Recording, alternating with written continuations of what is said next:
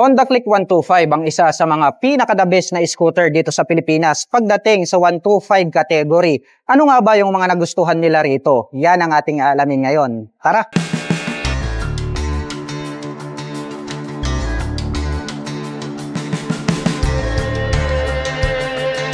Napakaangas din talaga nito pong ating Honda Click 125 kahit di na po nila baguhin ito pong kanyang headlight design dahil talagang more attractive. Ito pong kanyang daytime running light ay agaw pansin po talaga ito dahil para po siyang nagkaroon ng kilay at dito po pala sa bandang itaas located ito pong kanyang LED na turn signals. At kapag ating tinitigan ito pong kanyang main headlight na hahati po ito sa dalawa at naka full LED na po ito pong kanyang high beam at low beam. Mayroon naman po siyang M-shape design dito po sa top hanggang ito pong kanyang handlebar cover. At ito po ay gumagamit ng traditional telescopic fork para po rito sa kanyang front suspension. Naka single rotor disc brake na flower design with single pot caliper na Tokico. With combi brake system na po ito. Itim po ang kulay nito pong kanyang cast wheel at ang sukat po ng kanyang gulong rito po sa harapan ay meron pong sukat na 90 by 80-14 at ito po ay naka-tubeless na. Naka fully digital meter panel display po ito at nandirito naman po sa bandang itaas ito pong kanyang light indicators at meron naman po itong 2 button selector dito po sa bandang ibaba. At pagdating naman po sa kanyang mga button selectors, meron po itong high beam and low beam, horn at turn signal selector. Habang dito naman po sa kabila, nandirito po yung kanyang electric starter. Itim po ang kulay nito pong kanyang mga handle grip at black color naman po ito pong kanyang mga brake levers. At ang kagandahan po nito pong ating Honda Click 125 ay meron na po itong park brake lock. At pagdating naman po sa kanyang ignition, ito po ay gumagamit ng mechanical key with shutter lock key for safety purposes. Included na rin po rito yung kanyang set button. At meron naman po itong 2 front pocket. Dito po sa kanan, open po ito. Pwede po tayong maglagay rito ng coins. Habang rito naman po sa kabila, mayroon pong door dito na pwedeng buksan. Malalim po ito at pwede po tayong maglagay rito ng mobile phones. At meron na rin po pala itong integrated na USB Type-A port. Gagamit na lamang po kayo rito ng USB cable ay makakapag-recharge na po kayo ng inyong mga dalang mobile phones at gadgets. At meron naman po siyang utility hook dito po sa gitna na pwede nating pagsabitan. At ito pong kanyang floorboard, maluwag din po ito. At meron naman po siyang plastic cover on top na anti-slip kaya hindi ka dudulas rito. Nandito po pala ito pong kanyang battery compartment. At ito pong kanyang upuan, malapad po ito, malambot din, at black color naman po ito pong kanyang seat cover. Itim din po ang kulay nito pong kanyang integrated na grab bar. Buksan naman po natin ito pong kanyang upuan. Maluwag din po pala ito pong kanyang underseat compartment. At kasyang-kasya naman po rito ang isang half-face helmet. At marami na rin po kayong mailalagay dyan ng mga personal na gamit.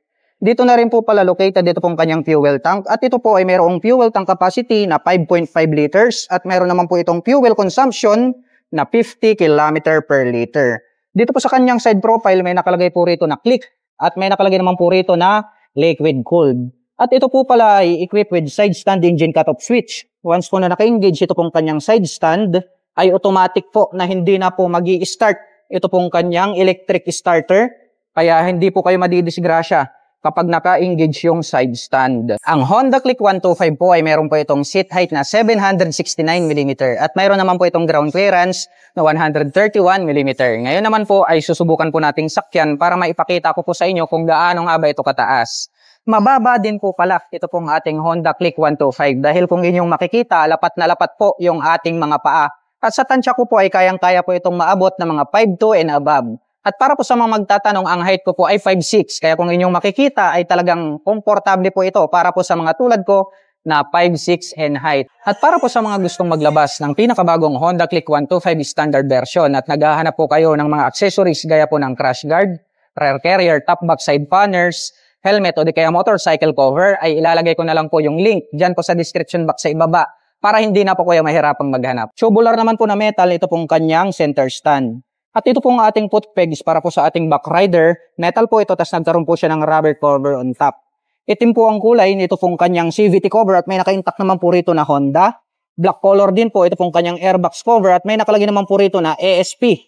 Also known as Enhanced Smart Power. At ito po pala ay gumagamit ng single shock absorber para po rito sa kanyang rear suspension. Naka-drum brake ang kanyang rear braking system at itim naman po ang kulay nito pong kanyang cast wheel. At ang sukat po ng kanyang gulong rito po sa likuran ay mayroong sukat na 100 by 80-14 at naka-tubeless na po yan. Silipin naman po natin ito pong kanyang taillight. Naka full LED na po ito pong kanyang taillight. LED na rin po ito pong kanyang mga naka-pop up na turn signals. Meron po itong plate light, may light reflector at may nakalagay naman po rito na Honda decal.